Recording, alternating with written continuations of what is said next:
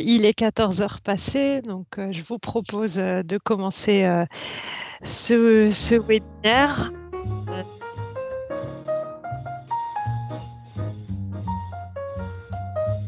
Je vous ai mis dans le chat d'ores et déjà le lien direct vers l'outil Slido et qu'on utilise régulièrement maintenant pour ce type d'événement, qui permettra notamment de poser des questions.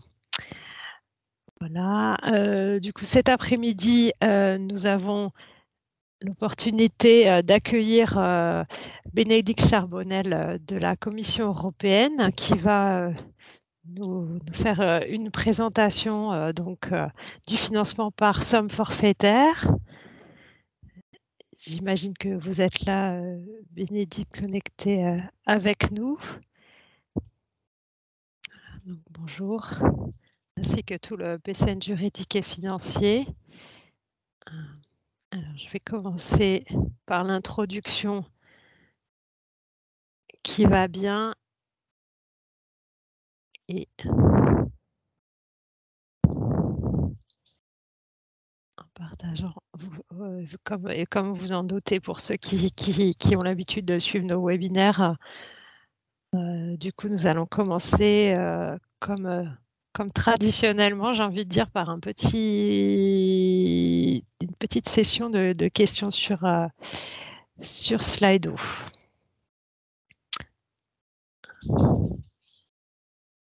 Ouais, j'entends. Du coup, attendez, je vais partager à nouveau l'écran, ce qui ne m'empêche pas de la présentation. Alors, oui, je pense que vous la voyez. Avant ça, je vous présente rapidement l'équipe du PCN juridique et financier. Si vous ne connaissiez pas du coup l'équipe d'Horizon Europe pour notre PCN, donc voici mes collègues qui sont toutes là avec moi. Donc, Marion Bonlieu, Cécile Barra, Lucie Vaucel et Ingrid Lecky. Voilà. Bonjour, bonjour. Donc nous sommes 5 et ainsi toutes les 5, voilà, nous sommes là pour informer la communauté sur les conditions de participation, les aspects juridiques et financiers du programme Horizon Europe, mais aussi Horizon 2020, puisqu'il y a toujours des projets financés par Horizon 2020. Et en cela, on appuie également nos collègues des autres PCN des différentes thématiques et programmes. Et nous avons une hotline qui nous permet de répondre aux questions que vous pourriez poser donc, via le site, notre adresse générique ou par téléphone. Et voilà, si vous voulez en savoir plus, c'est aller sur le portail notamment. Vous pouvez cliquer sur le lien ou scanner le petit QR code pour du coup pouvoir nous contacter. Voilà. Donc, ceci étant dit, du coup, je vais commencer par le Slido. Ça permettra un peu mieux de savoir qui est présent aujourd'hui avec nous.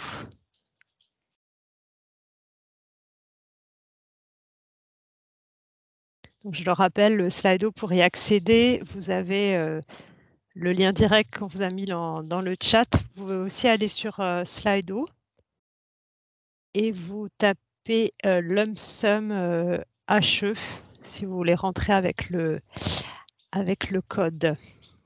Voilà, comme toujours. Alors, je vais du coup partager l'écran pour partager les résultats, mais le premier sondage est déjà lancé, il me semble. En tout cas, je l'avais fait tout à l'heure. Pour vous demander de quel type d'organisation, en fait, vous dépendez.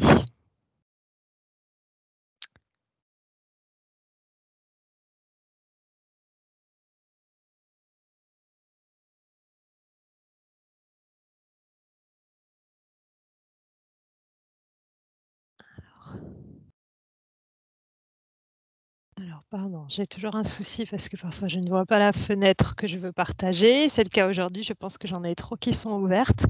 En tout cas, je vois que je vous êtes déjà en train de répondre. Donc merci, n'hésitez pas. Ah voilà, c'est ça, c'est celle-ci que je cherchais.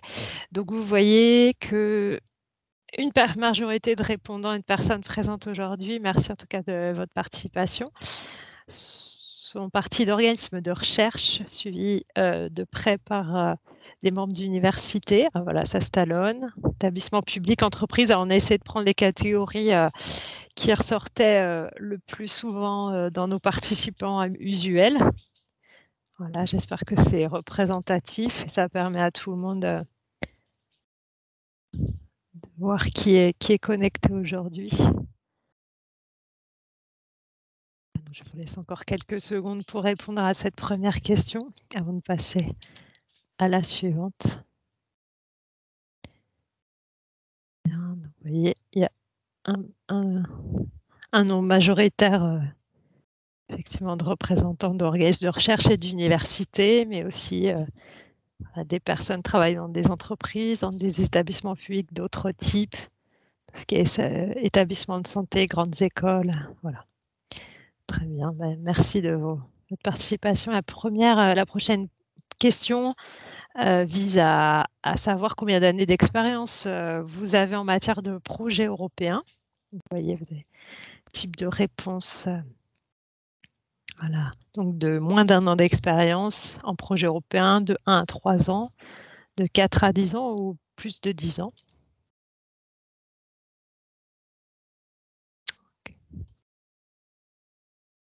Donc une majorité de personnes quand même assez expérimentées, qui ont plus de 4 ans jusqu'à 10 ans d'expérience en la matière. Donc,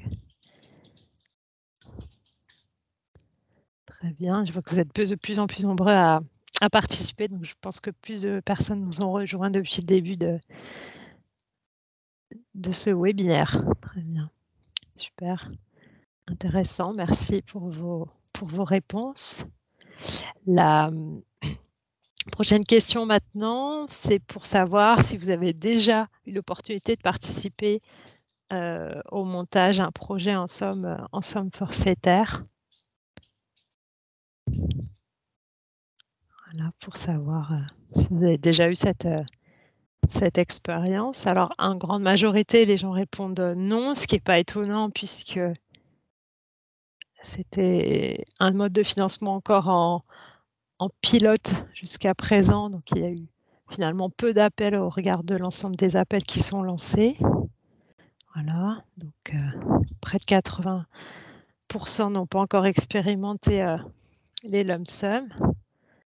Voilà, mais sans nul doute, vous allez pouvoir le faire dans un futur assez proche. Très bien. Bah, écoutez, merci encore pour ces réponses. Du coup, je me tourne vers les collègues pour savoir si notre invité du jour a pu se connecter au webinaire. Je suis là, c'est de ma faute, j'avais noté 15 heures. Ah, bonjour Bénédicte. Non, pas de souci, vous êtes là juste à temps, c'est parfait. Non, vous inquiétez pas, je m'inquiétais plutôt qu'on vous ait pas forcément envoyé le bon lien, tout ça, mais c'est parfait. Donc, je ne sais pas si vous avez suivi, mais on a fait quelques petites questions pour voir un peu qui était en face, virtuellement présent dans la salle. Voilà, toujours intéressant. C'est bien parce qu'on a plus d'une centaine de personnes qui répondent. Donc des gens relativement expérimentés quand même pour une majorité, plutôt issus d'organismes de recherche et d'universités, mais un peu tous les types d'organismes qui sont représentés. Voilà. Donc, très bien. Écoutez, du coup, bienvenue et j'ai peut-être oublié de préciser, donc vous êtes travaillé au sein de la Commission européenne, au sein du Centre commun d'implémentation, comme on le dit en français, dans la direction de Peter Erdős, si je ne me trompe pas. Voilà. Et notamment dans l'équipe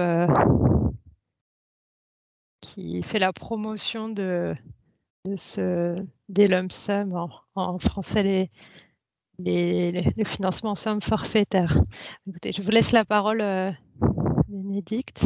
Je vais arrêter le Merci Fanny. partage. Je vais partager mon écran.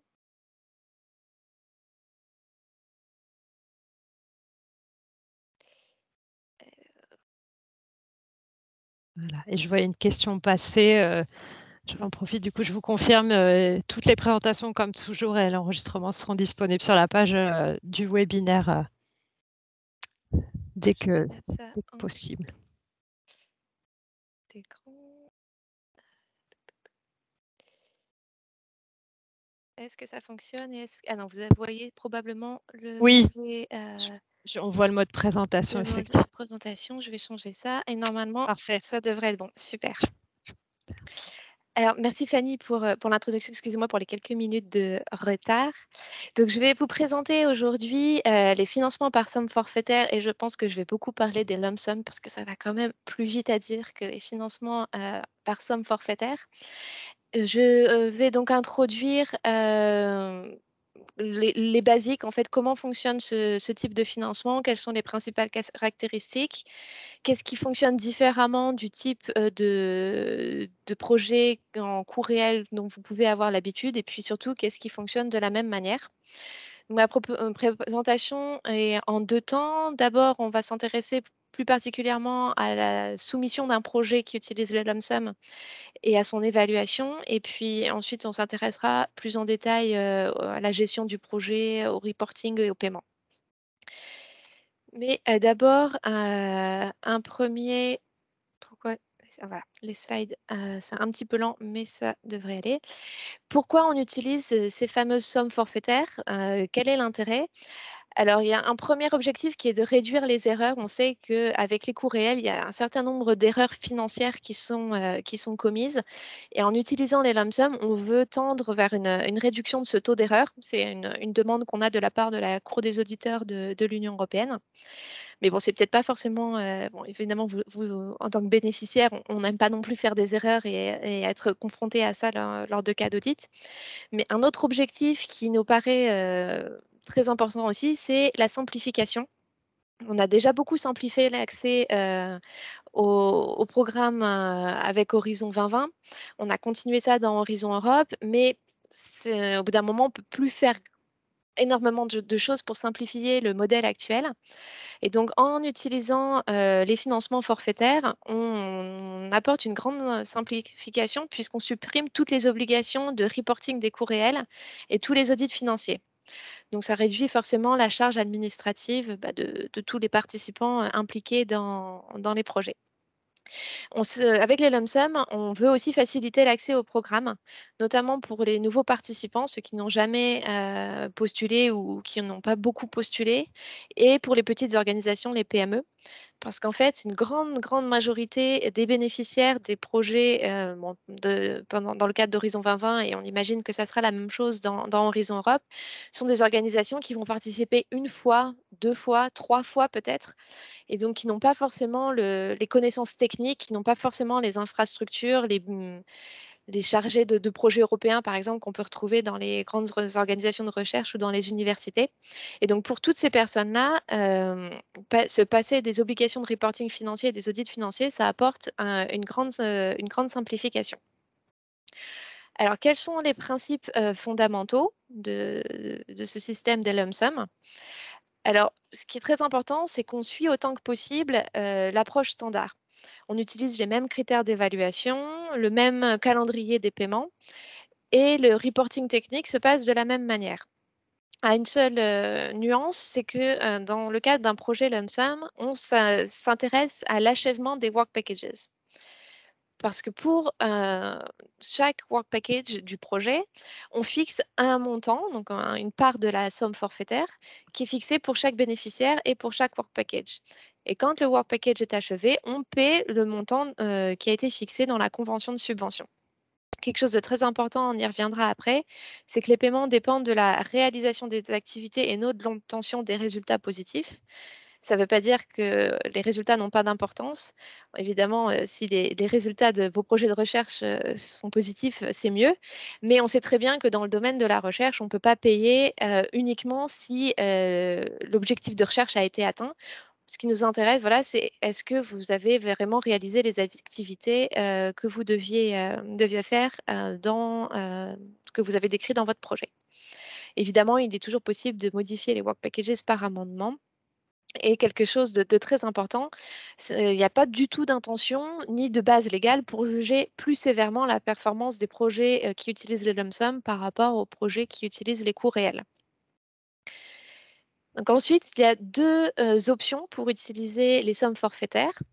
La première option, qui n'est pas forcément, l'option la plus utilisée, c'est d'avoir un montant de la lump sum qui est défini dans le work programme. Donc, quand vous postulez un topic, on vous dit que voilà, pour ce topic, vous devez proposer un projet pour un montant de X euros. Vous devez donc proposer des activités et vous devez décrire les ressources que vous comptez mobiliser pour ce montant défini dans l'appel à projet. C'est une première possibilité. On utilise surtout ces lump sum fixes pour des appels à projets qui sont des appels à projets récurrents où tous les ans, on va avoir un appel à projet pour sélectionner des projets qui sont grosso modo assez similaires dans leurs objectifs, leur structure, etc. L'autre option qu'on utilisera davantage pour les projets, pour toutes sortes de projets divers pour lesquels il est difficile de définir le montant de l'action par avance.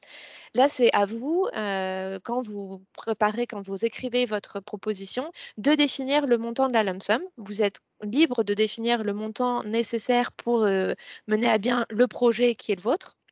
Mais vous devez évidemment justifier ce montant de la somme forfaitaire par les ressources que vous allez mobiliser.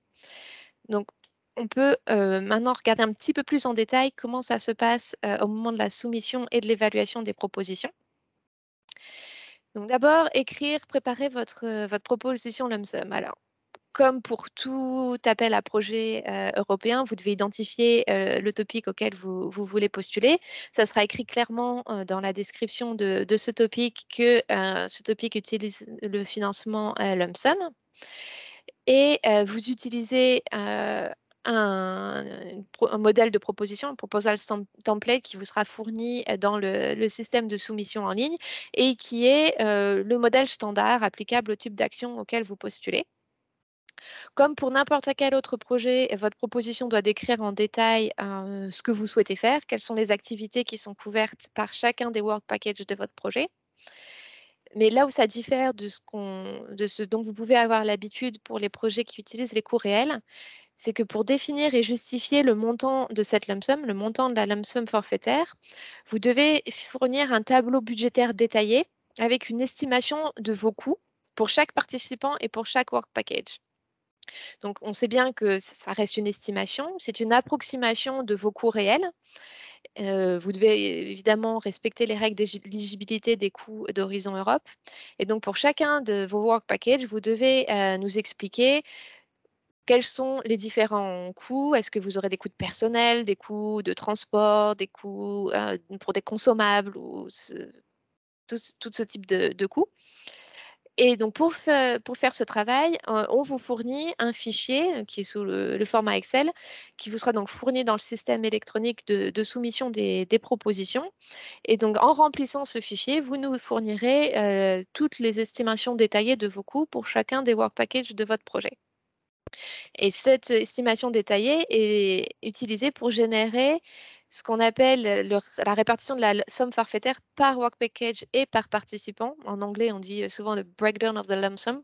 C'est ce que vous retrouverez, l'expression que vous retrouverez certainement dans différents documents d'information sur les lump sum. Et donc, ce tableau qui divise le montant de la lump sum par bénéficiaire et par work package, c'est ce qui deviendra l'annexe budgétaire si votre projet est sélectionné et que vous signez une convention de subvention. Et j'ai une slide un petit peu plus tard qui illustrera ça pour vous montrer à quoi ça ressemble en vrai. Alors, quelque chose à garder en tête quand on monte un projet lump sum, c'est la question du nombre de work packages, de la distribution des work packages. pourquoi, on s'intéresse au nombre de work packages? C'est parce que, j'ai dit en introduction qu'on paye, les montants de la lump sum alloués à chaque work package une fois que ceux-ci sont complétés. À la fin de chaque période de reporting, on paye la lump sum associée au work package complété. Et donc là, assez rapidement vient l'idée que finalement, si on avait beaucoup plus de work package et si ces work packages étaient alignés avec mes périodes de reporting, ça me permettrait d'être payé plus régulièrement. Donc c'est quelque chose qui est possible dans le cadre d'un projet lump sum. On peut effectivement fractionner certains work packages pour coïncider avec les périodes de reporting. C'est notamment le cas pour tous ces work packages qui durent pour toute la durée de votre action, tout ce qui concerne le management, la dissémination et l'exploitation, la communication, etc. Donc ça, c'est une possibilité de diviser ces work packages pour les aligner avec les potentielles périodes de reporting. Mais il faut quand même garder en tête qu'un work package, ça reste une division majeure de votre projet et qu'on ne peut pas avoir une simple activité ou une simple tâche ou le travail d'un seul des partenaires du consortium qui devient un work package. On reste dans le cadre de projets collaboratifs et l'objectif, c'est pas d'avoir chaque bénéficiaire qui travaille tout seul sur son petit work package pour assurer un paiement régulier de la lump sum. Mais voilà, cette possibilité d'avoir plus de work package existe. Fois que donc vous avez soumis votre projet, donc vous avez soumis la description de votre projet, vous avez soumis ce tableau détaillé avec l'estimation de vos coûts. Votre projet va être évalué. Alors, comme d'habitude, ce sont des experts indépendants qui évalueront votre projet sur la base des critères d'évaluation standard d'Horizon Europe, donc c'est-à-dire l'excellence, l'impact et la qualité de la mise en œuvre. La seule différence avec une évaluation standard, c'est que les experts évaluent aussi cette estimation détaillée, ce tableau Excel que vous avez rempli et soumis. Et ils évaluent ça dans le cadre du critère qualité de la mise en œuvre. Le rôle des experts, c'est de s'assurer que vos estimations sont raisonnables, que vous n'avez pas budgété, je ne sais pas, le coût d'un chercheur senior ou le coût d'un doctorant en 2 ou 3 fois le montant habituel. Et également, ils vont regarder si effectivement, pour les activités que vous avez décrites dans votre projet, vous avez besoin d'un certain nombre de chercheurs seniors, d'un certain nombre de doctorants, d'un certain nombre d'équipements, de matériel, etc. Donc, ils vont voilà, s'assurer que vos coûts, l'estimation de vos coûts est alignée avec ce que vous avez décrit dans votre proposition. Si les experts estiment que certains coûts sont surestimés, ils peuvent faire des recommandations et dire, voilà, des choses, assez précises, hein, ce projet, voilà, est enfin, évalué positivement. Par contre, pour le work package 1, les coûts sont trop élevés par rapport aux activités décrites et nous recommandons de diminuer la lump sum associée au work package 1 de tant d'euros. Évidemment, toutes ces recommandations, elles vous seront communiquées dans l'Evaluation Summary Report. Et le montant de la somme forfaitaire, le montant de la lump sum, sera modifié en conséquence dans la convention de subvention. Ça ne veut pas dire qu'on revient à un fonctionnement en termes de négociation. À la suite de l'évaluation, si les experts ont recommandé ou alors de diminuer la lump sum associée à un certain work package ou alors de réallouer. Ils peuvent aussi dire, par exemple, que les coûts du work package 1 sont surestimés, mais que ceux du work package 2 sont sous-estimés, donc ils peuvent réallouer une partie du budget. Donc tout cela, ça vous sera communiqué dans l'Evaluation Summary Report et ça sera mis en œuvre, modifié pour être intégré en incluant les recommandations des experts dans la convention de subvention.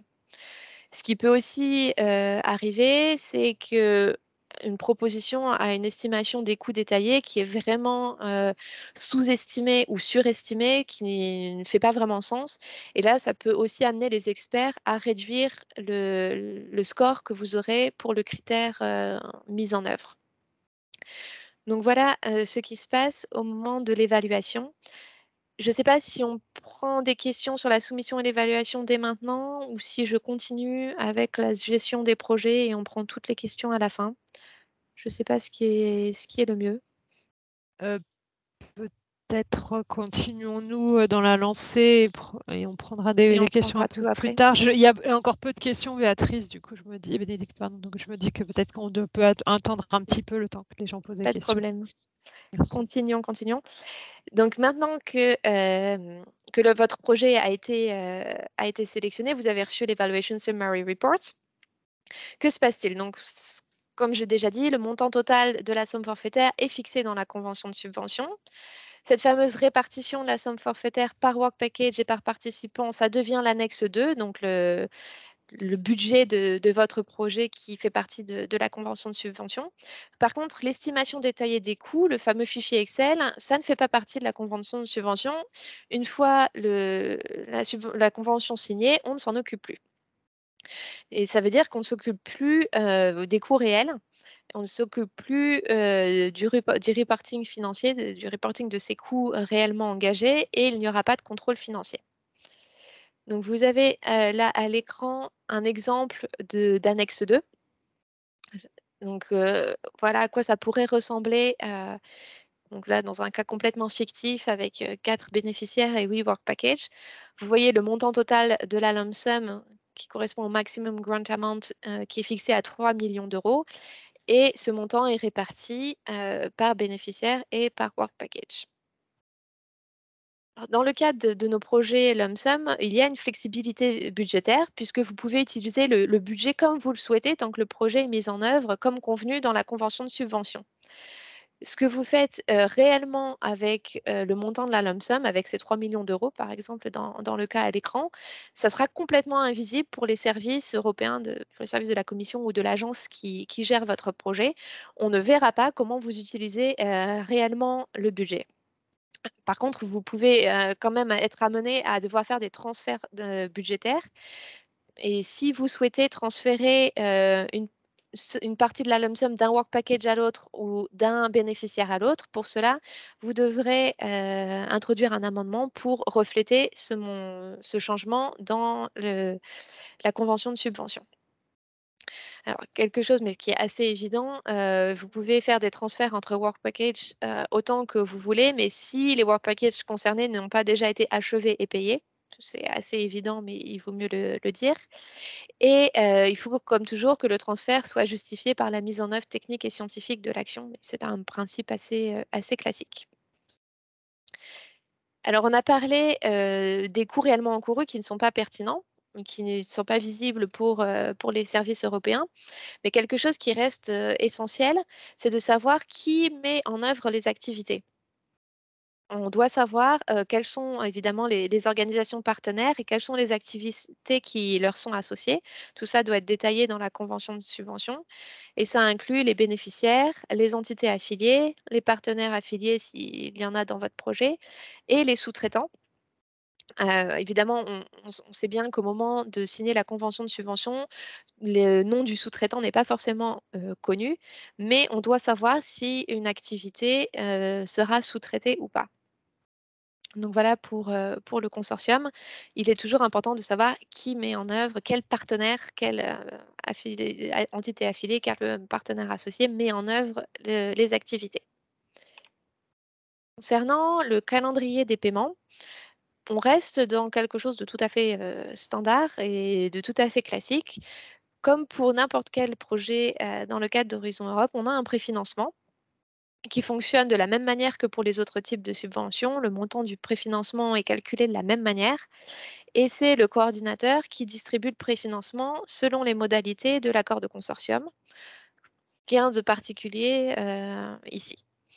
Pour les paiements intermédiaires, c'est pareil. Il peut y en avoir un ou plusieurs ou pas du tout si l'action est très courte. Et lors de ces paiements intermédiaires, on va payer la part de la somme forfaitaire qui est indiquée pour les work packages qui ont été achevés et approuvés lors de la période de reporting. Et j'y reviens dans une minute. Et puis à la fin, je vois que j'ai oublié de traduire sur ma slide, on a le paiement final qui clôture tous les aspects financiers de la subvention. Et ici, on a la possibilité de payer partiellement des work packages qui ont été partiellement complétés. J'y reviens aussi dans une minute. Donc pour rendre tout ça un petit peu plus visuel, Que se passe-t-il à la fin d'une période de reporting? Le coordinateur du projet, a une tâche supplémentaire par rapport à un projet, qui utilise les coûts réels.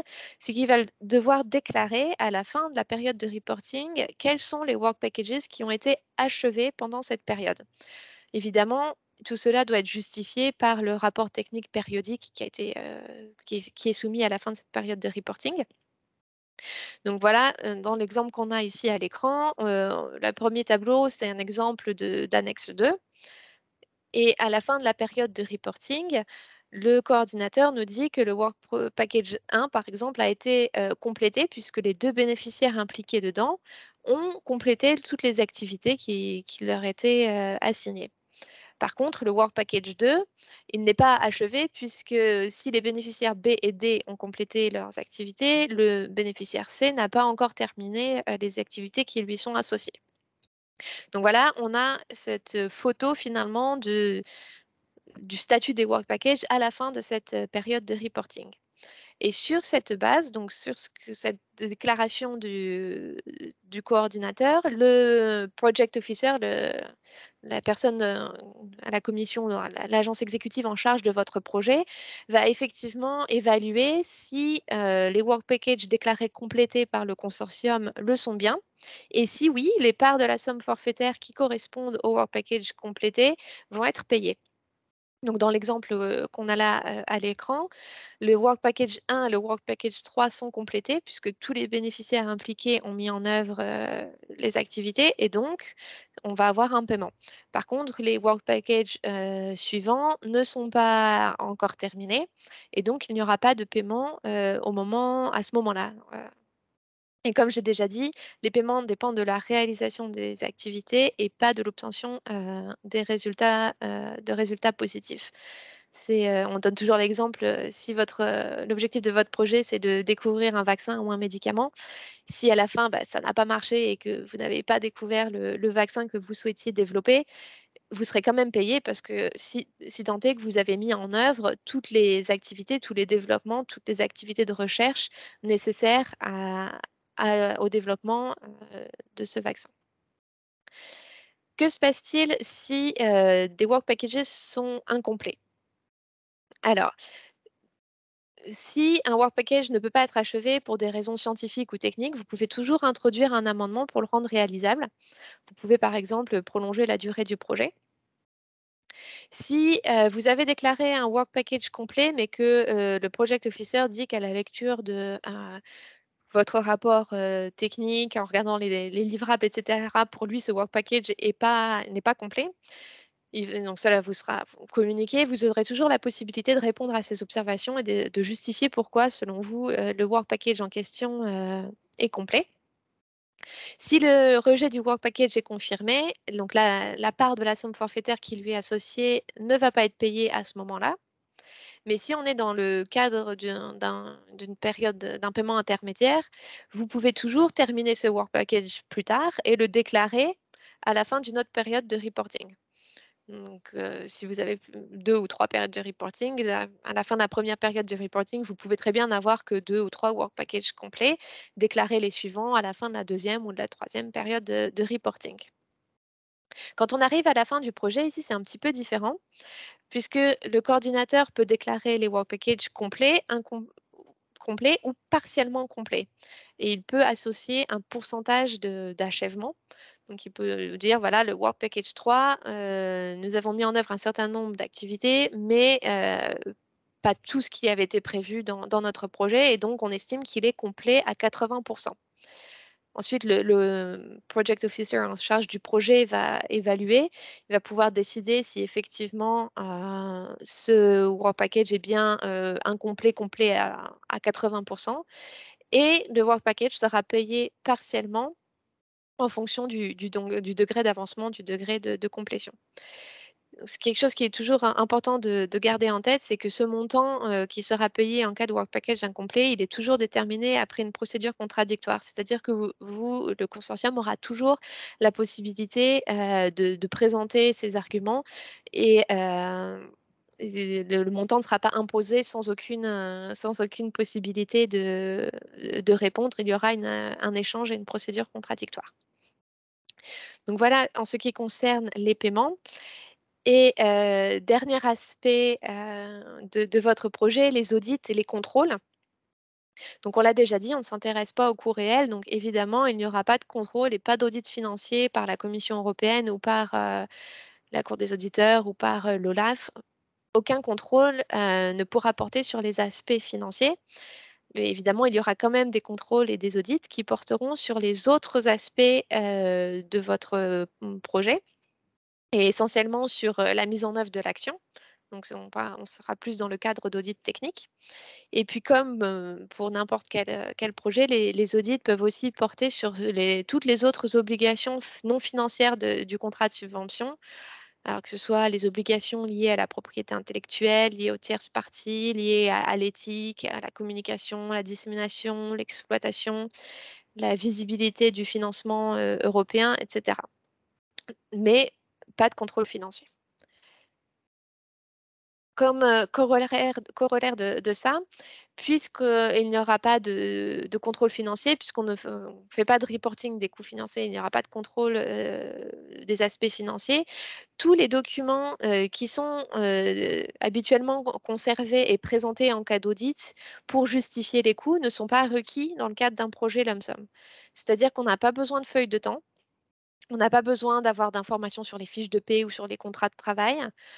On ne regardera pas les factures, les billets de train, les billets d'avion, les factures d'hôtel, enfin tous les documents justifiant les frais que vous avez réellement engagés ne vous seront pas demandés. Alors ça ne veut pas dire que vous pouvez nécessairement, vous en débarrasser puisque vous avez probablement d'autres obligations, dans le cadre de l'organisation, pour laquelle vous travaillez, mais tous ces documents ne seront pas requis, au niveau européen. Par contre, vous avez besoin de conserver, tous ces documents qui sont les documents que vous conservez de toute façon, dans le cadre de n'importe quel projet, soumis, dans le cadre d'Horizon Europe. C'est tous les documents qui sont, nécessaires pour prouver que vous avez mis en œuvre les activités comme ce que vous avez décrit dans votre projet. Donc tout type de documents techniques, des publications, bien évidemment vos livrables, tous les documents que vous gardez de toute manière, quand vous mettez en œuvre des activités de recherche, que ce si vous êtes en laboratoire, les cahiers de laboratoire, et cetera. Tout ce type de documents, sont nécessaires et pourront être, consultés en cas d'audit, technique pour savoir si effectivement les activités ont été, mises en œuvre comme prévu. Alors c'est un peu impossible de donner une liste, exhaustive de ce type de documents puisque ça dépend vraiment de la nature du projet, que vous mettez en œuvre. Ça peut être donc des cahiers de laboratoire, ça peut être, des programmes de conférences, ça peut être des publications, ça peut être, voilà, toutes sortes de documents, du matériel de communication, enfin, vraiment ça peut être, divers et varié et dépend de la nature de vos activités. Donc voilà pour, ce balayage de fonctionnement des projets, en somme forfaitaire. Juste pour conclure, une slide avec quelques liens utiles. Donc vous avez ici le lien de le Model Grant Agreement pour les lump sum. Vous avez aussi le lien de la décision qui autorise l'utilisation, des lump sum dans le cadre d'Horizon Europe. C'est là où vous avez plus d'informations sur la méthodologie, sur les coûts et sur la manière de fixer le montant de votre lump sum. Et vous avez aussi un lien, vers une présentation, qui est plus ou moins ce que je vous ai présenté aujourd'hui, mais avec plus de détails, notamment pour remplir ce fichier Excel avec votre estimation budgétaire détaillée. Donc si ça vous intéresse, vous pouvez regarder, ce lien-là. Et puis ensuite, on est, en ce moment en train de publier un certain nombre de documents d'information, sur les lump sum. Donc le premier, c'est l'image que vous voyez sur la slide, c'est un guide, qu'on appelle le Quick Guide qui a été publié, aujourd'hui et qui, balaye, assez rapidement qu'est-ce que les lump sum, comment ça fonctionne. Donc vous aurez déjà, un certain nombre d'informations dans ce document et ensuite on travaille à, publier un guide détaillé pour les participants, donc qui vraiment entrera dans le détail de tous les aspects, de la vie de votre projet lump sum. Et en parallèle, on développe aussi une présentation pour les experts évaluateurs qui seront impliqués dans l'évaluation de projets lump sum pour leur expliquer notamment comment évaluer l'estimation détaillée des coûts. Et donc tout ceci a vocation à être publié dans les semaines à venir, puisque vous le savez peut-être déjà, la Commission est en train de mettre en place progressivement davantage de topics utilisant les lump sum. En 2022, on aura une vingtaine on va avoir une vingtaine de topics utilisant les lump sum. Et certains d'entre eux vont être publiés au mois de mai. Donc, tous ces documents d'information seront publiés avant l'ouverture de ces topics. À partir de 2023, on espère avoir davantage de topics utilisant les lump sum. Et puis, on voudrait aussi, et ça sera probablement dans les semaines, mois à venir, créer une page lump sum sur l'espace d'Horizon Europe, sur le Funding and Tenders Portal, où tous ces documents d'information seraient rassemblés, ce qui vous permettrait d'avoir un accès plus facile à tous les éléments nécessaires pour monter votre projet et le gérer par la suite.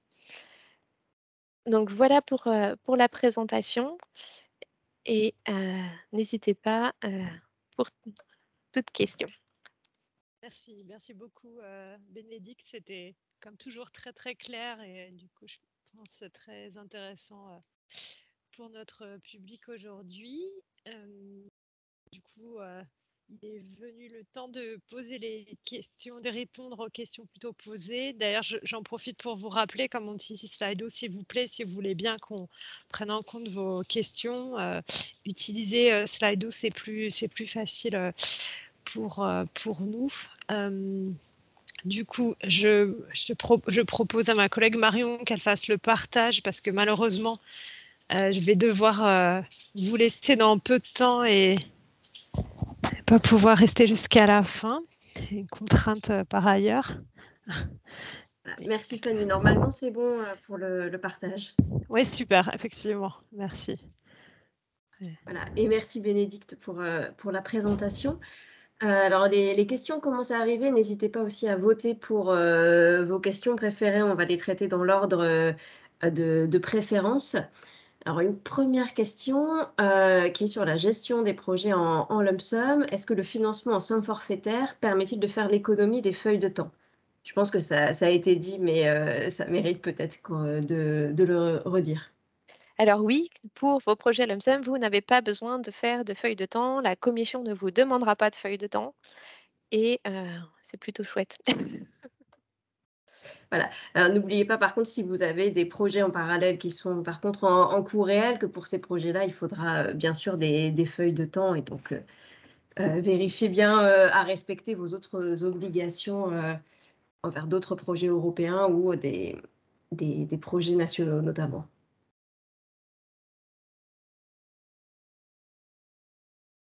Alors, seconde question, si un work package n'est pas considéré comme complété à la fin du projet, comment se répartit la charge du non-remboursement entre les partenaires?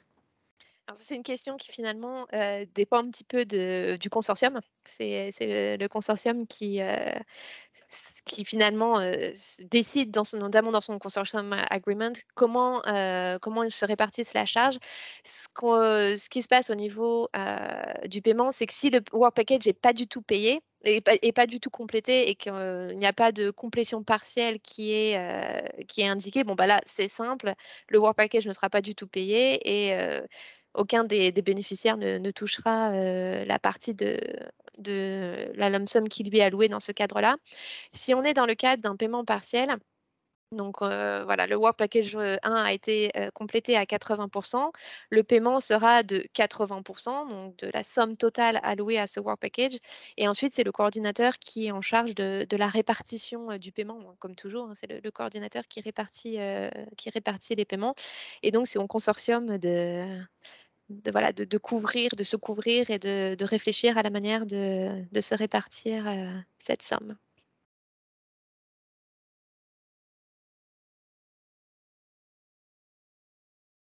Merci. Alors, une autre question sur le versement du financement. Si la majorité du financement est versée au début, et donc je suppose lors du préfinancement, et qu'on ne justifie pas son utilisation, que ferait-on d'un éventuel trop perçu? Alors effectivement, si vous avez un préfinancement important, vous avez touché ce préfinancement, mais le fait qu'on soit dans le cadre d'un projet lump sum ou d'un projet en cours réel, ça change pas grand-chose finalement à cet aspect-là. Si, à la fin de votre, projet, vous n'avez pas mis en œuvre, ce que vous deviez faire, vous avez donc, un certain nombre de work packages ne seront pas payés et ce montant qui vous sera pas payé, génère un trop perçu, mais il y aura un processus de réduction de la subvention, de grant reduction, avec un éventuel recovery. Je ne sais pas comment on dit ça en bon français, mais voilà, la commission vous demandera de rembourser, enfin, ou de rendre finalement l'argent qui vous a été versé.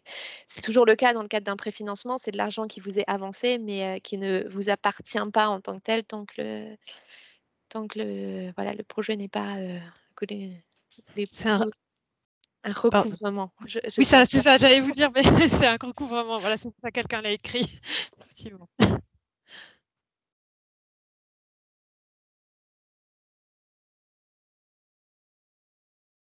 Alors, une question sur la budgétisation d'un projet au niveau du montage. Est-ce qu'il est possible de budgétiser un équipement au prix d'achat au lieu de juste son amortissement, comme dans les projets en coût réel?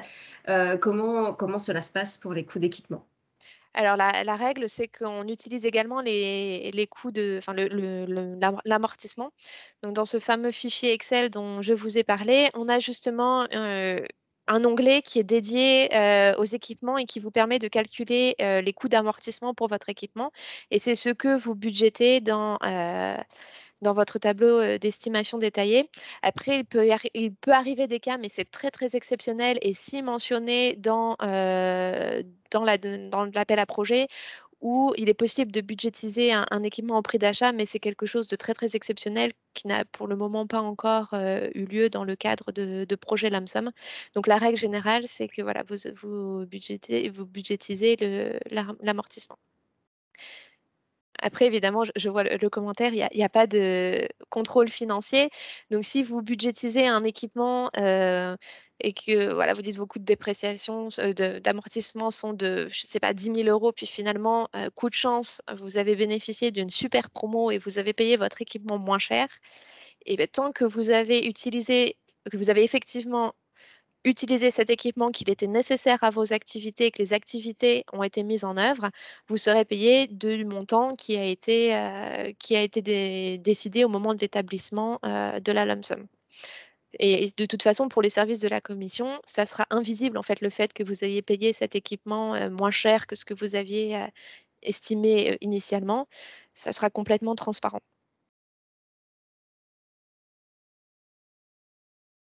Merci, et donc retenir que les règles d'éligibilité des coûts, sont les mêmes que, pour les projets en coût réel. Question suivante, comment se passe le préfinancement sur ces projets?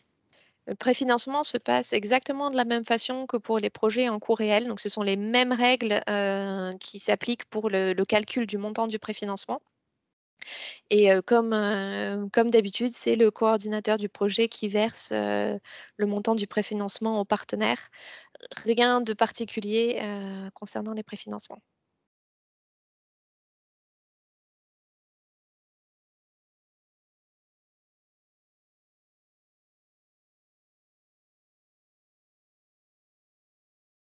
Alors Marion, je crois que tu as coupé ton micro, du coup on ne t'entend pas. Merci Fanny. Combien d'appels, seront concernés par les lump sum pour le programme de travail 2023-2024, et est-ce qu'il y a des types d'actions qui seront visées en particulier? Alors sur la question du nombre d'appels, je sais que c'est une question qui revient très souvent, mais en fait, je n'ai pas la réponse, et quand bien même je voudrais vous le communiquer, je ne pourrais pas vous dire parce qu'on ne sait pas. Donc je vous ai dit qu'en 2022, on a 24 topics qui utilisent les lump sum. On s'attend à ce que ce soit plus, et même, bien plus en 2023-2024, mais de là à vous dire le nombre d'appels précis, on n'a pas encore l'information. C'est quelque chose qui est encore en discussion dans les clusters d'Horizon Europe et puis avec les comités de programme. Donc pour l'instant, nous n'avons pas la visibilité. Concernant les types d'actions, ce qu'on dit généralement, c'est que le financement lump sum n'est pas réservé à un type d'action particulier. Il fonctionne pour, à la fois pour les RIA, les IA, CSA. Là où on n'a pas testé les lump sum, c'est pour les gros projets de type co-found avec énormément de partenaires, des budgets très importants, etc. Et donc pour le moment, on ne s'attend pas à ce qu'il y ait voilà, de ce type de gros projets qui utilisent les financements lump sum.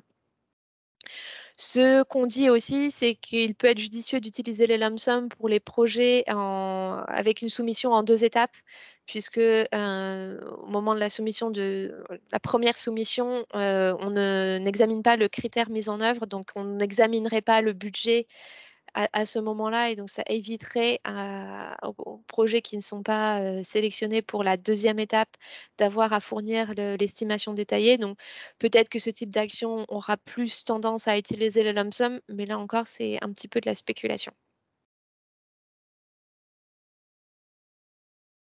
Merci. Et peut-être, est-ce que vous avez une idée à quelle échéance on aura plus d'informations sur le nombre d'appels concernés, les parties du programme qui seront aussi plus sujettes au lump sum? Tout dépend un petit peu du calendrier de négociation, adoption du Work Programme 2023-2024. Alors j'avoue que je n'ai plus vraiment les dates en tête. Mais bon, ça va venir assez, je suppose, assez rapidement quand même. Il va commencer à avoir un petit peu plus de visibilité. A priori, il y aura des lump sum dans tous les clusters. C'est quelque chose en tout cas, qu'on défend. Donc, il n'y aura pas un cluster qui sera exclusivement lump sum et l'autre qui n'utilisera pas du tout. C'est pas l'objectif, en tout cas. Merci. À quoi ressemblera le rapport financier à mi-parcours et à la fin du projet? Il est censé avoir été simplifié. Alors, le rapport financier, effectivement, c'est quelque chose de très simple. Parce qu'au moment du reporting, donc quand le coordinateur se connecte sur l'outil de gestion du projet, il va avoir accès donc première étape, c'est ce tableau sur le statut des work packages. Donc pour chacun des work packages, il va indiquer si les activités ont été complétées ou pas. Et si ensuite le rapport financier en fait est généré automatiquement pour chacun des bénéficiaires, et c'est quelque chose de très simple en fait, c'est juste la somme des parts de la lump sum associées à chacun des work packages qui ont été déclarés complétés par le coordinateur. Et c'est tout. Et c'est complètement automatique. C'est généré automatiquement. Il suffit ensuite de signer en ligne le rapport financier et c'est tout.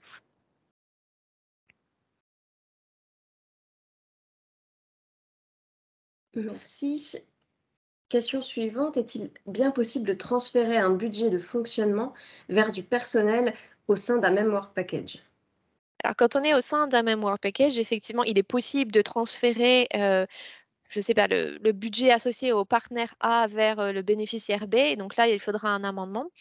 Après, si on est dans le cadre d'un même work package et d'un même bénéficiaire, si vous aviez initialement budgété X euros pour du personnel et puis que finalement vous avez besoin d'un petit peu moins d'argent pour payer le personnel, mais un peu plus pour acheter des consommables, vous pouvez tout à fait le faire et ça sera complètement transparent aux yeux des services européens. Tant que les activités que vous avez décrites dans votre projet sont achevées, voilà, on dira que le work package est complété et le montant de la lump sum associé à votre participation au sein de ce work package sera payé et c'est tout. Donc, le transfert peut même être complètement transparent. Alors la question suivante, je pense qu'on y a déjà répondu. Il y avait une question similaire en début de session. La question suivante, existe-t-il un salaire moyen retenu par l'Europe pour estimer nos work package ou je ne sais pas exactement ce que la personne a voulu dire. Je ne sais pas si mes collègues ont une idée ou si, Bénédicte, vous voyez de Peut-être que c'est mmh. plutôt pour ouais, comment est-ce qu'on a une base ou un document quelconque qui permet d'avoir une idée si les coûts de personnel présentés dans l'estimation détaillée des coûts fait sens ou pas? Et si c'est le cas, si c'est ça la question, c'est effectivement quelque chose qui revient souvent et on a eu la demande d'avoir un petit peu plus d'informations quantitatives sur les coûts de personnel dans les différents pays de l'Union européenne, parce qu'effectivement, on sait très bien que les coûts de personnel, c'est quand même le poste de dépense le plus important dans les projets.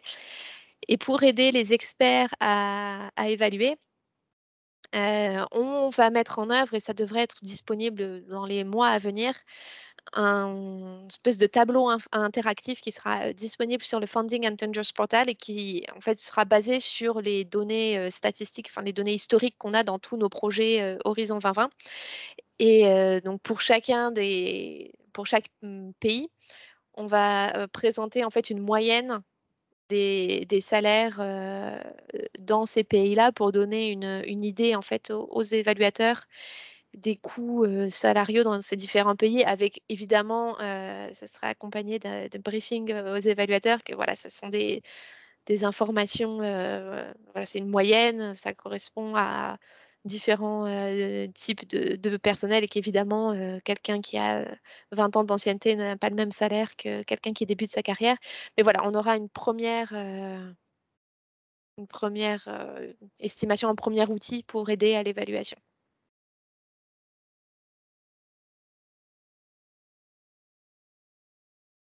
Est-ce que la répartition des, performances par, work package et partenaire fait toujours partie de la description de l'action pour un projet en lump sum? Si oui, comment prouver la bonne, mise en œuvre sans feuille de temps? Alors pour le moment, effectivement, la répartition par performance et par work package, et par partenaire fait toujours partie, de la description, de l'action. C'est quelque chose qu'on n'a pas supprimé, mais finalement, c'est là pour information, mais c'est pas très utile parce que dans le cadre d'un projet lump sum, on ne vous demandera pas, d'informations sur qui a fait quoi au sens de, est-ce que, monsieur A ou madame B a, bien, travaillé, le nombre d'heures qu'elle devait travailler sur le projet? C'est quelque chose qui ne nous intéresse pas, dans le cadre d'un projet lump sum parce que c'est aussi quelque chose qui est lié aux coûts réels qui ne sont plus pertinents, en fait, au moment, de la gestion de projet. Donc quand on dit qu'il faut prouver qui a fait quoi, on parle toujours de qui au niveau de l'organisation. Ce qui est important de prouver, c'est voilà, de prouver que, votre organisation a effectivement mis en œuvre les activités, qui lui sont allouées dans la description du projet et qu'elle n'a pas, sous-traité ça à quelqu'un d'autre ou, qu'elle n'a pas laissé un autre partenaire le faire à sa place. Mais le nombre d'heures passées par, X ou Y personnes, sur l'action, ce n'est pas quelque chose qui vous sera demandé de justifier dans le cadre de votre projet lump sum. Merci, c'est très clair. Le budget détaillé, Excel comprend-il les coûts indirects, donc le taux de 25 de coûts indirects, en plus des coûts directs, comme dans un projet, Horizon Europe, classique? Tout à fait, donc dans ce fameux budget détaillé Excel, donc vous avez les différentes, catégories de coûts, les coûts de personnel, les purchase costs, les autres coûts directs et cetera. Et puis vous avez une ligne pour les coûts indirects, donc qui sont 25 comme pour les projets, classiques et c'est calculé automatiquement. Donc le fichier, ajoute de lui-même les 25 au montant que vous avez entré. De la même manière, le fichier Excel prend aussi en compte, les taux de financement. Donc si vous êtes dans le cadre d'une innovation action et qu'il y a des organisations qui ont un taux de financement de 70 c'est aussi, pris en compte et appliqué dans le fichier Excel.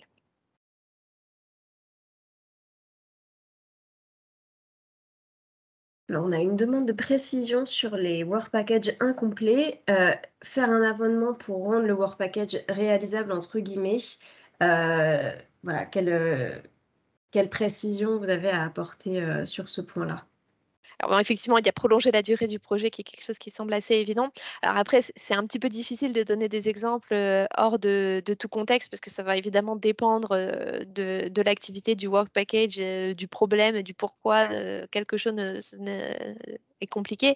Mais on peut imaginer que, si vous avez, décrit, de manière, de précise dans votre work package l'organisation, d'une conférence dans un lieu particulier avec, X personnes impliquées et puis que, bah, finalement la conférence ne peut pas, avoir lieu pour X ou Y raison, type, une pandémie, ou que sais-je. Vous pouvez toujours amender, la description de l'action pour proposer, des activités alternatives que vous pourrez faire, que vous pourrez mettre en œuvre dans les nouvelles circonstances, qui sont les vôtres.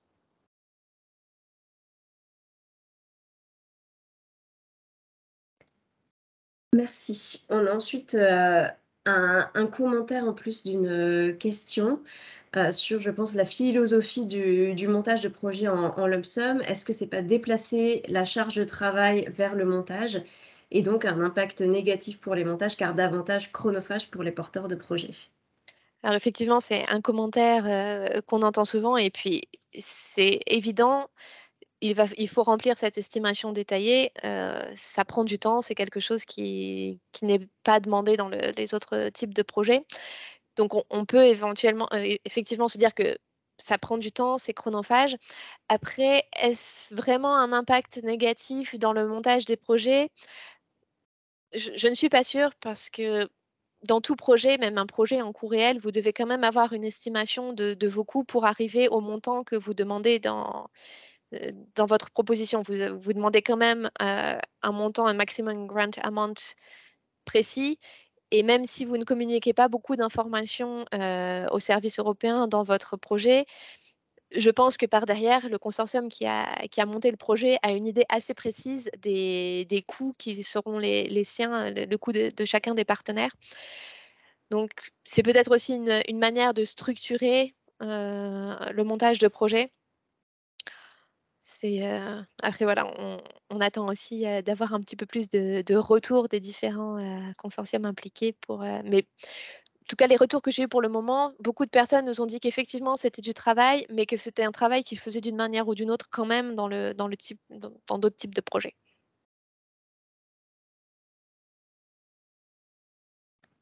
S'il n'y a pas d'évaluation financière, comment la commission pourra-t-elle demander de rembourser un potentiel trop perçu? Alors là, on est dans s'il y a un trop perçu, c'est que par exemple, il y a eu un préfinancement important et puis en fait, le consortium n'a absolument pas mis en œuvre les activités, décrites dans la proposition. La moitié des work packages n'ont pas été achevés, voire, pas commencés du tout et donc là, il y a un trop perçu.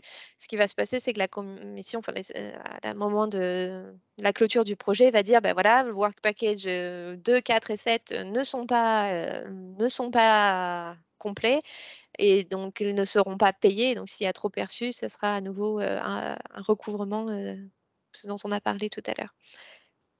Mais, effectivement, on se base sur la complétion des work packages. Alors une question cette fois-ci sur les appels, 2022. Quels sont les types d'appels, 2022 qui sont prévus en lump sum et notamment dans les clusters? Alors, ça va être publié bientôt. Je veux pas vous dévoiler, vraiment en avance, les différents clusters, concernés. Mais, donc il y a une partie des appels qui sont déjà ouverts, voire qui ont déjà été clôturés, qui étaient dans le cadre de le EIE, le European, Innovation Ecosystem. Donc ça, c'est des choses qui ont déjà été, publiées et après voilà, c'est quelques, topics dans le cadre des clusters, qui seront basculés en lump sum, des topics qui n'ont donc pas encore été ouverts et vous en retrouvez dans quelques clusters. Mais voilà, ça reste, une dimension assez limitée cette année. Un projet peut-il bénéficier d'un mixte entre lump sum et coût réel, classique? Alors ce n'est pas quelque chose qu'on envisage, pour le moment et je ne suis pas sûre que ça sera envisagé dans le futur. Parce que l'objectif de ces projets lump sum, c'est quand même la simplification et mélanger les lump sum et les coûts réels, ça veut dire avoir la complexité des coûts réels avec les spécificités des lump sum, et ça nous paraît être quelque chose de plus compliqué que d'avoir un projet 100% lump sum ou 100% coût réel.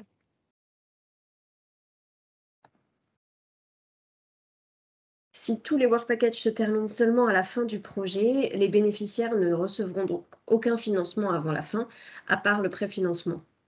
C'est ça. Donc c'est pour ça que, notamment dans le cadre de projets qui durent longtemps, qui durent plusieurs années, on dit qu'il est possible de diviser certains des work packages, notamment ceux qui durent, voilà, ceux qui durent longtemps, pour les aligner avec les périodes de reporting pour permettre un paiement plus régulier.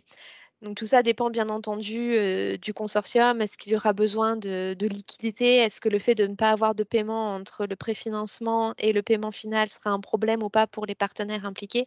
Ça dépend un petit peu des situations.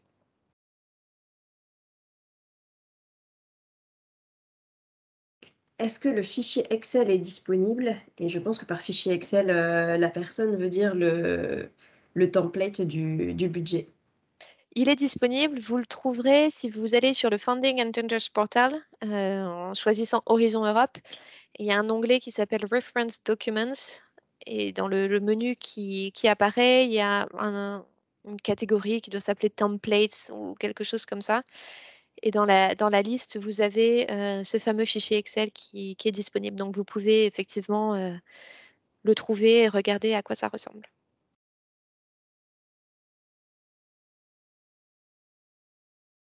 Le financement par complétion des work packages s'applique indistinctement sur les work packages horizontaux, management, dissémination, exploitation, et sur les autres. Oui, pour tous les work packages, on a le même concept. On paye si le work package est achevé.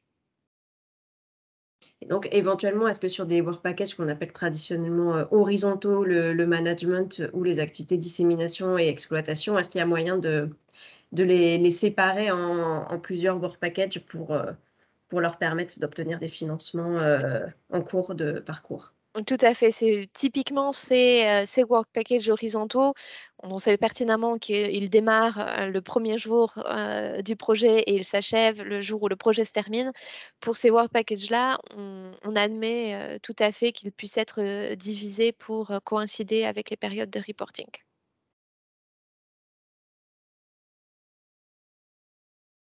Alors, est-ce que les lump sum s'appliquent aussi aux ERC et notamment les projets qui ne contiennent qu'un seul work package? Alors concernant l'ERC, pour le moment, il y a des lump sum déjà depuis 2018 pour les proof of concept, donc qui ne contiennent effectivement qu'un seul work package.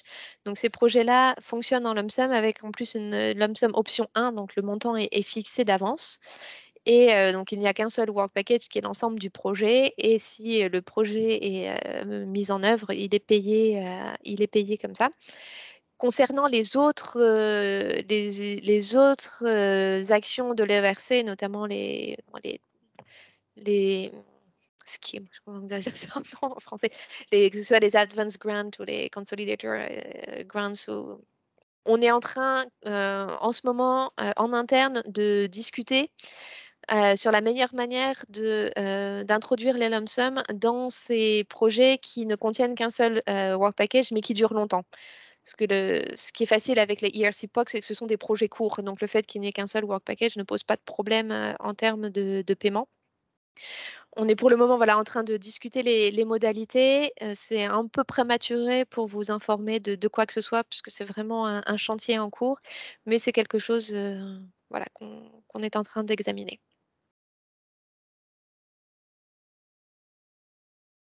Si un bénéficiaire n'a pas terminé son activité sur le work package, les autres partenaires ne seront donc pas payés sur leur activité pour ce work package. Donc, si on est, tout dépend est-ce qu'on est à un paiement intermédiaire ou est-ce qu'on est à la fin du projet? Si on est à un paiement intermédiaire, on a 4 bénéficiaires impliqués dans un work package. 3 ont terminé leurs activités, mais le quatrième non. Le work package ne sera pas payé à ce moment-là, au moment de ce paiement intermédiaire. Par contre, il est tout à fait possible qu'à la fin de la période de reporting suivante, le quatrième bénéficiaire a lui aussi terminé ses activités et donc le work package sera payé à ce moment-là. Si on se trouve à la fin du projet et que 3 des bénéficiaires ont mis en œuvre toutes leurs activités, le quatrième n'a rien fait, mettons, on va dire que là, le work package est partiellement complété. On pourra dire, voilà, il est partiellement complété à 75 et donc 75 si le project officer est d'accord avec cette estimation, 75 du work package sera payé et ensuite, voilà, le consortium, enfin le coordinateur distribue le montant associé, en suivant ce qui a été décidé notamment dans l'accord de consortium. Qui décidera à la commission du fait qu'un work package est totalement complété ou non? Donc c'est le project officer en charge du projet qui est en charge de l'évaluation, du rapport technique et donc également de cet état des work packages. On peut imaginer que, si le project officer le souhaite, il puisse faire appel à un expert externe. C'est toujours, quelque chose qui est possible. Et ce que je disais lors de la présentation, c'est que, si, vous avez indiqué dans votre, vous êtes à la fin d'une période intermédiaire, vous avez indiqué qu'un work package est totalement complété, mais le project officer n'est pas d'accord avec votre interprétation. Donc il va lui dire que ce n'est pas complété et donc là, ce qu'on lui demande, c'est de vous en tenir informé et puis vous demander de justifier. Donc par exemple, il peut dire: «Voilà, pour moi, ce work package, à la lecture de votre rapport technique, ce work package, je ne le considère pas comme complété». Donc il peut être amené à rejeter, le rapport technique pour vous permettre d'apporter des compléments d'information, de justifier davantage dans votre rapport technique que le rapport, que le work package est bien complété. Si c'est à la fin, du projet, donc j'en ai déjà parlé, il y aura également une procédure contradictoire. Et j'ai vu le commentaire aussi dans le chat, ça sera jugé par un non scientifique. Tout dépend, voilà, de quels sont les tenants et les aboutissements et on peut imaginer qu'un project officer qui est en charge d'un projet pour lequel il n'a pas l'expérience technique et se retrouve face à un work package hautement technique, et qu'il manque lui-même d'expertise pour gérer, enfin, pour pouvoir présenter lui-même son évaluation. C'est typiquement ce cas de figure où il pourrait être, fait appel à un expert, externe.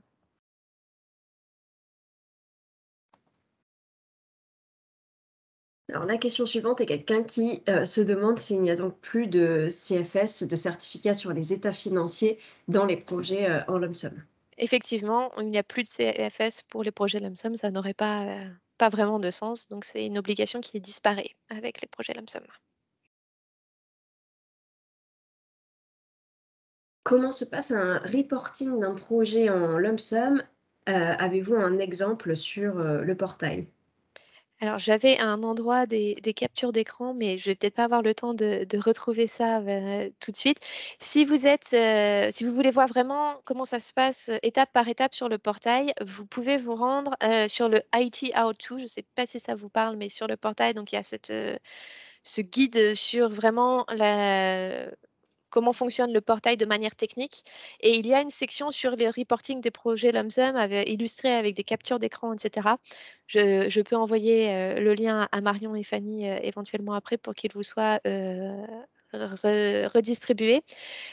Mais sinon, c'est assez simple, hein. Le reporting technique est vraiment le même que d'habitude.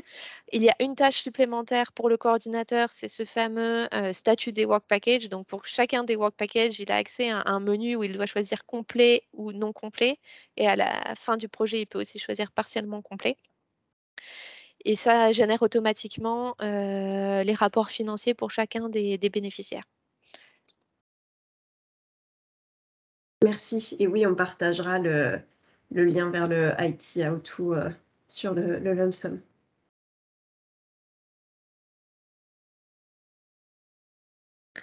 Alors, la question suivante est un commentaire sur le rôle du coordinateur et bah, sur le fait que pour ce type de projet, la personne ne voit pas bien en quoi on peut parler de simplification.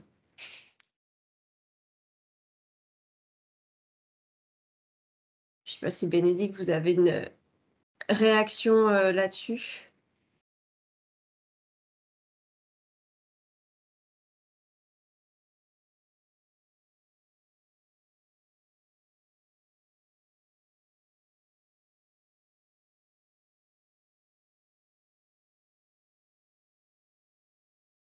Bénédicte, je vous entends plus. Je ne sais pas si c'est un problème de connexion de mon côté.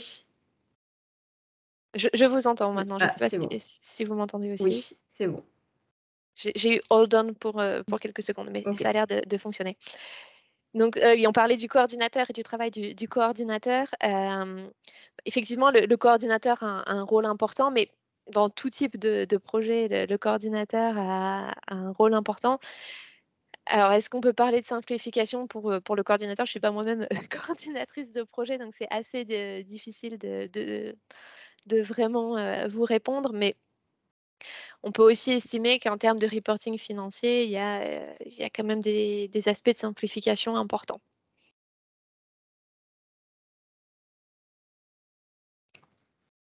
Alors si nous avons dû, alors si quelqu'un a trop perçu, mais des work packages qui ne sont pas achevés, est-ce que cet extra peut-il couvrir ces pertes? Ah, je suis pas sûre de bien comprendre la question, mais je l'interprète d'une manière où on aurait un projet dans lequel certains work packages auraient été achevés et payés et auraient coûté moins cher que ce qui avait été initialement budgété. Et à côté de ça, d'autres work packages qui n'auraient pas été complétés et donc qui seront partiellement payés. Je Donc, comprends comme ça aussi. si c'est le cas, effectivement, ceux où vous aurez trop perçu dans le sens où vous avez budgété plus que ce que vous avez effectivement dépensé, effectivement, cet argent, vous le gardez et ça peut effectivement couvrir une partie des pertes. Mais bon, c'est un cas de figure assez spécifique. Je ne suis pas sûre qu'il arrivera très souvent dans la Une nouvelle pratique. fois, tout dépend peut-être de ce qui aura été indiqué dans l'accord de consortium sur la répartition, du de la trésorerie du projet. Voilà, après la répartition interne au consortium, c'est quelque chose sur lequel la commission n'intervient pas et c'est le libre choix du consortium de choisir comment ils veulent s'organiser en interne. Alors, la méthode des lump sum n'est pas un choix, mais bien une obligation dictée par, l'appel à projet. Effectivement, ce n'est pas à vous de choisir si vous souhaitez utiliser le financement lump sum ou pas. C'est chacun des appels à projets, chacun des topics qui utilisent le lump sum. C'est vraiment écrit très distinctement que pour ce topic, on utilise le lump sum et on précise si on utilise les lump sum option 2, donc au consortium de proposer le montant de la somme forfaitaire, ou si un montant est indiqué dans le work programme.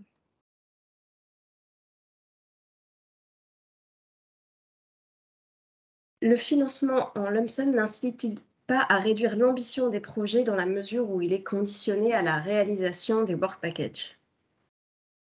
Alors, c'est une question qu'on a posée aux évaluateurs qui ont été impliqués dans le pilote Horizon 2020, donc les premiers topics utilisant les lump sum dans Horizon 2020. On leur a demandé s'ils voyaient, au vu de leur expérience d'évaluateur, une différence dans la qualité des projets qui leur ont été soumis. Et ils nous ont dit que pour eux, les projets étaient de qualité tout à fait similaire à ce qu'ils ont l'habitude de voir. Donc, on n'a pas l'impression que, du fait que les paiements soient conditionnés à la réalisation d'un work package, les gens vont s'auto-limiter, ils vont proposer des choses relativement peu ambitieuses, mais plutôt sûres pour être sûrs d'être payés. Ça reste voilà, on reste dans le cadre d'Horizon Europe, ce sont des appels qui sont compétitifs. Et si des projets sont assez peu ambitieux, on peut assez facilement penser qu'ils ne seront pas sélectionnés parce qu'il y aura toujours des projets qui auront des consortiums qui présenteront des projets plus ambitieux. Donc je ne pense pas que ce soit, le risque, majeur de passer vers un financement lump sum.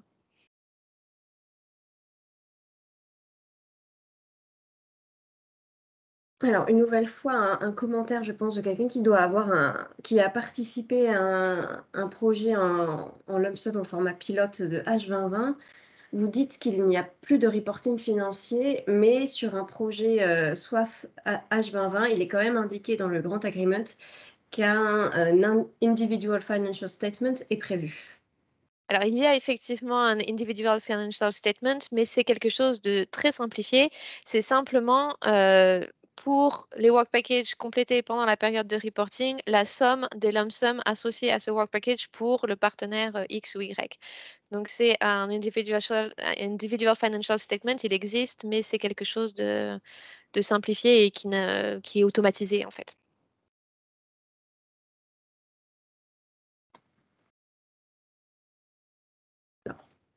On pourra donc, par exemple, calculer en se basant sur le coût d'un chercheur senior et finalement faire travailler un doctorant. Et entre parenthèses, tant que l'action est réalisée, le paiement est aussi effectué.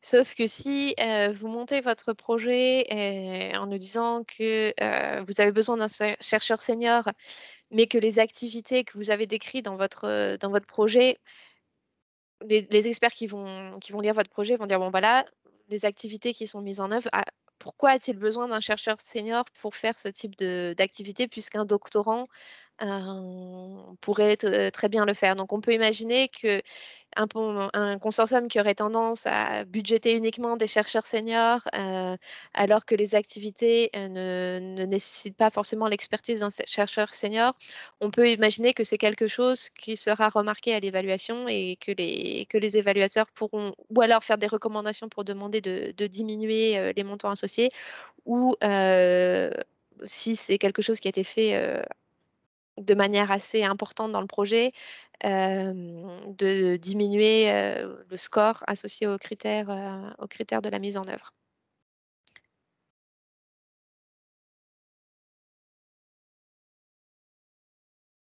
Sur le montage de projet et de ses work packages, est-ce qu'il est mieux pour un projet avec 4 reporting d'avoir non pas un work package associé, mais 4 work packages? Alors, tout va dépendre de votre projet et des partenaires de votre projet. Et voilà, la question va être, est-ce que vous allez avoir besoin de financement régulier pour pouvoir avoir suffisamment de liquidité pour mettre en œuvre vos projets? Et donc, si c'est le cas, effectivement, ça peut être une idée de diviser les work packages par rapport à vos périodes de reporting. Il peut tout à fait aussi arriver qu'on est dans le cas d'un consortium avec des organisations qui ont suffisamment de liquidité et qui n'ont pas forcément besoin de recourir à ce type de choses.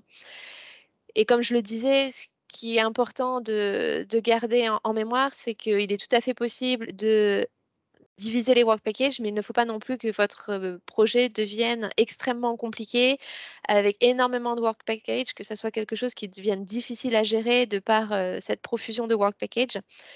Et de la même manière, si les évaluateurs estiment que vous avez subdivisé chacune des tâches en un work package, la dimension collaborative, la qualité de votre plan de travail risque de ne pas être aussi bonne que possible et ça pourrait être préjudiciable au projet au moment de l'évaluation.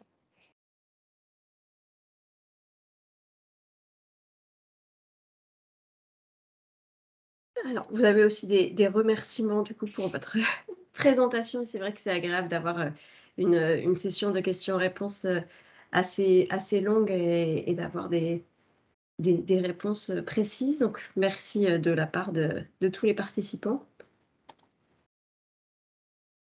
Il n'y a pas de reporting, mais quid des audits? Donc effectivement, il n'y a pas de reporting financier. On conserve évidemment toujours un reporting technique. Et la même chose pour les audits. Donc on n'aura pas d'audit financier, on n'aura pas d'audit où les auditeurs viendront dans votre organisation et demanderont éventuellement à consulter les factures ou les feuilles de temps des personnes impliquées dans votre projet. Mais il peut y avoir des audits techniques. Donc, qui portent sur le contenu scientifique et technique de l'action. C'est aussi quelque chose qui est également en cours de discussion en interne, donc je ne peux pas vous présenter en détail le plan d'audit qu'on aura pour les projets lump sum. Est-ce qu'on aura plus souvent des audits techniques que pour les projets en coût réel? C'est une question à laquelle je ne peux pas répondre pour le moment, mais ce qui est sûr, c'est qu'il n'y aura pas d'audit financier.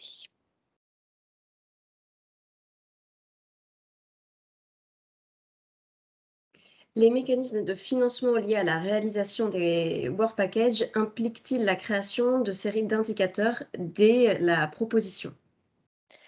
Alors, on ne crée pas des indicateurs spécifiques dans les propositions lump sum qui seraient des milestones liés à l'achèvement des work packages. On estime que ce que vous avez déjà dans votre projet, c'est-à-dire les livrables, les milestones et puis la description de chacun des work packages est suffisant pour permettre d'évaluer la bonne réalisation des work packages. Donc, on ne rajoute pas un niveau supplémentaire d'indicateurs.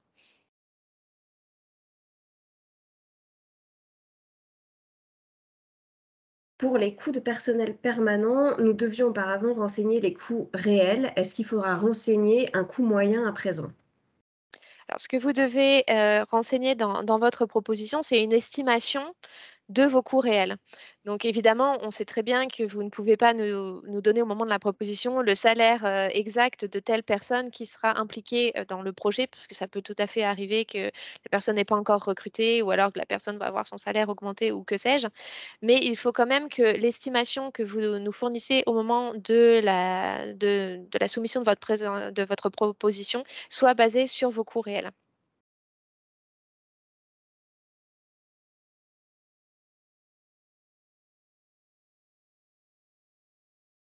Les contrôles et audits sont-ils systématiques?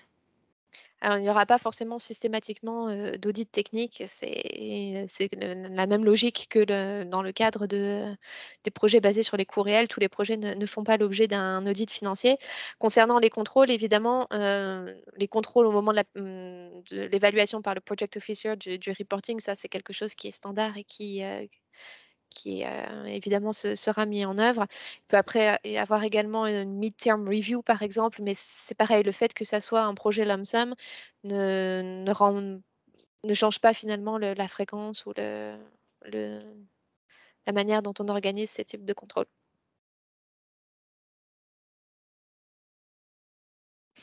Si tous les work packages se terminent seulement à la fin du projet, les bénéficiaires ne recevront donc aucun financement avant la fin du projet. Donc effectivement, je pense qu'on a déjà, répondu à cette question. Si vous n'avez que des work packages qui se terminent à la fin du projet, effectivement, vous aurez le préfinancement et puis le paiement final. Ensuite, on a une question sur les coûts indirects, mais je pense qu'on y a déjà répondu aussi. Idem pour les frais de personnel. Bénédicte vient de répondre à la question. Bon, je vois qu'il y a encore une question sur le CFS. On y a déjà répondu, mais je vois il y a un commentaire aussi dans le chat, donc peut-être y répondre une nouvelle fois. Donc pas de CFS pour les projets lump sum, c'est clair et c'est quelque chose qui ne vous sera pas demandé.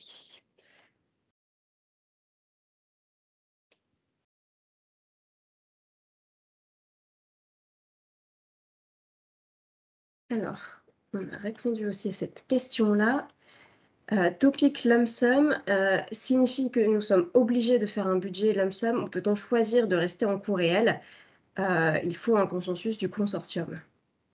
Alors si vous postulez un topic lump sum, vous devrez soumettre cette estimation détaillée, ce fameux fichier Excel, et votre projet sera un projet lump sum. Vous ne pouvez pas décider de conserver le système des coûts réels avec le tableau budgétaire associé aux coûts réels. C'est quelque chose qui n'est pas possible.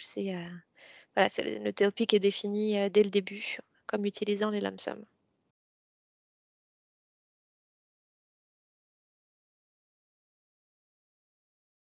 Alors la prochaine question, alors il me semble que c'était une réaction peut-être à la question sur le nombre de topics en 2022. Quelqu'un qui qui commente en disant: «Cela veut dire qu'on peut s'être préparé depuis 1 an pour un topic 2022 pour apprendre, finalement maintenant qu'il est basculé en lump sum». Ça pourrait arriver, après voilà, il y a vraiment un nombre très, très limité de topics et puis bon, évidemment la question de l'estimation, détaillée, c'est quelque chose qui sera enfin, que vous ne pouviez pas imaginer qu'il faudra faire. Après la description du projet en tant que tel, il y a quand même énormément de choses qui sont similaires. Le template est le même. La seule, en plus de l'estimation, budgétaire détaillée, le seul élément qui puisse, être modifié du fait qu'un topic devient un lump sum, c'est la question des work packages si vous souhaitez les diviser. Voilà, après, sachant que ça reste un nombre très, très limité de topics qui basculent. On a des nouveaux topics qui apparaissent. Le nombre de topics qui basculent, j'avoue que je sais pas, mais ça se compte, vraiment sur les doigts d'une main.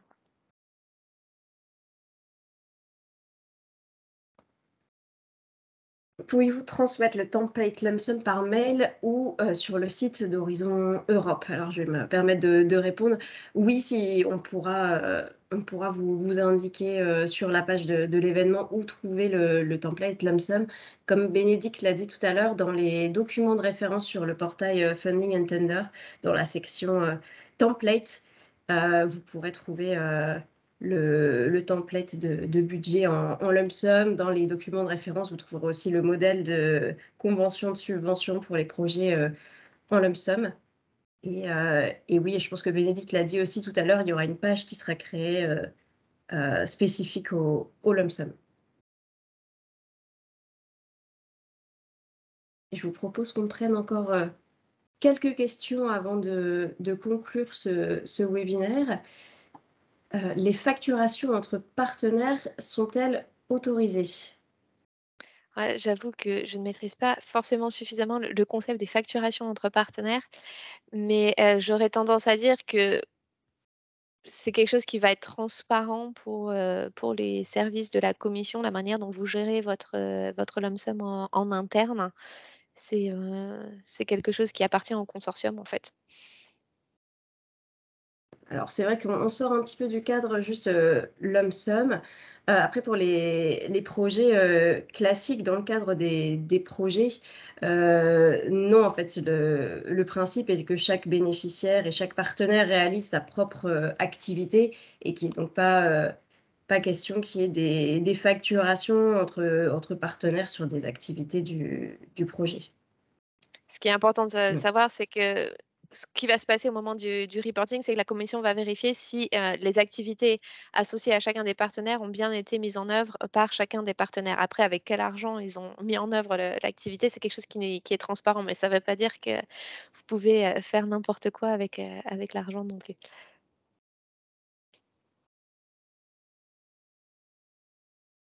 Alors, une question sur les audits, des audits ex post, si oui, jusqu'à 5 ans après la fin du projet. Alors effectivement, il peut y avoir des audits ex post qui porteront non pas sur les aspects financiers, mais sur les aspects techniques et en termes de calendrier, c'est la même chose que, pour les projets en cours réel. Donc j'avoue que je ne me souviens plus si c'est jusqu'à 5 ans après la fin du projet, mais si c'est la règle, elle s'applique, indifféremment au projet en cours réel et au projet lump sum.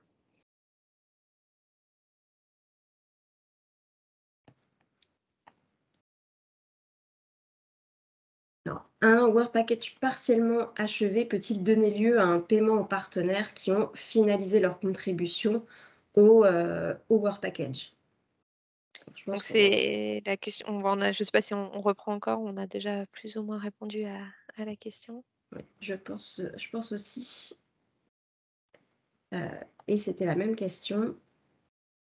Donc, il n'y aura plus de reporting scientifique pour juger la réalisation des work packages. Alors en termes de reporting technique et scientifique, les obligations sont les mêmes, que ce soit un projet en cours réel ou un projet, lump sum. Donc ce n'est pas parce qu'on est en projet lump sum qu'on va demander un rapport scientifique, 2 fois plus étoffé. Puisque de toute façon dans le cadre d'un projet en cours réel, c'est toujours, ce qu'on rappelle. Certes, on paye sur les coûts réellement engagés, mais on paye sur les coûts réellement engagés si les activités ont été mis en œuvre. On commence toujours par évaluer le rapport technique et c'est sur la base du rapport technique qu'on peut accepter les coûts réels.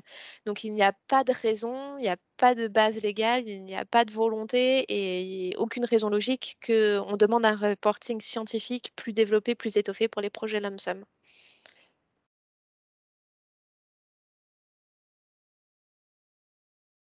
Alors, y a-t-il des appels du pilier 3 EIC concernés par les lump sum? Et je pense qu'on a répondu à cette question-là tout à l'heure. Bénédicte a dit qu'il y avait des appels du programme EIE, donc les écosystèmes d'innovation. Et on va prendre une dernière question. Avez-vous une idée du nombre idéal de Work Package dans un projet en lump sum? C'est très difficile de répondre à cette question-là parce que ça va vraiment dépendre, du projet, que vous mettez en œuvre. Si on est dans un projet monobénéficiaire pour une durée d'un an ou dans un projet collaboratif avec 20 partenaires sur 4 ans, évidemment, on peut imaginer que le deuxième aura plus de work packages que le premier, que le projet soit en lump sum ou non. Donc c'est vraiment, très difficile de donner une estimation, comme ça qui se base sur aucun élément tangible. Mais voilà, on peut imaginer qu'un projet lump sum, du fait qu'il utilise le lump sum, puisse avoir quelques work packages supplémentaires par rapport à un projet standard. Mais voilà, de donner des nombres, absolus, c'est un petit peu compliqué. Merci beaucoup, Bénédicte, pour la présentation et puis la réponse à toutes les questions. Je vous propose un dernier sondage avant de conclure ce webinaire, alors pour savoir s'il a répondu à vos attentes. Sachant bien sûr que, comme Bénédicte l'a dit, la Commission européenne allait publier des guides sur les lump sum et nous, PCN juridique et financier, c'est aussi un sujet que nous avons en tête avec alors des appels en lump sum qui vont être un petit peu plus présents cette année et puis l'année prochaine. Donc on reste aussi à votre disposition si vous avez des questions, interrogations à la fois sur le montage ou la gestion des projets en lump sum.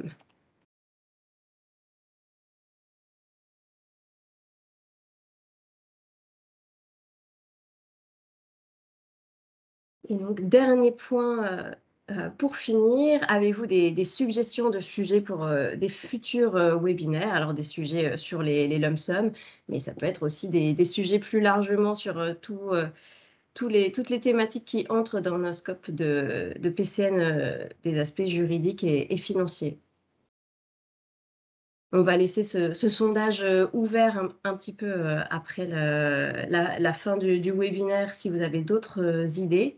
Sinon, je vois dans le chat qu'il y a beaucoup de remerciements. Merci beaucoup, Bénédicte. C'était extrêmement clair à la fois la présentation et la réponse aux questions. Merci de votre disponibilité et d'avoir aussi tout traduit en français. Je sais que c'est pas toujours évident quand on a l'habitude de tout faire en anglais.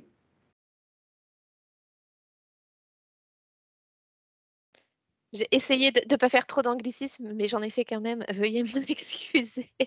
C'est pas si évident de changer sa langue de travail, même si, c'est pour parler dans sa langue maternelle et puis excusez-moi pour les quelques minutes de retard, Il n'y a pas de souci. j'ai buggé. Bah, merci beaucoup à vous et merci à tous. Alors, je vois des réponses au sondage coût unitaire, facturation interne. On note, c'est vrai que la facturation interne, on a de plus en plus de demandes sur ce type de coût.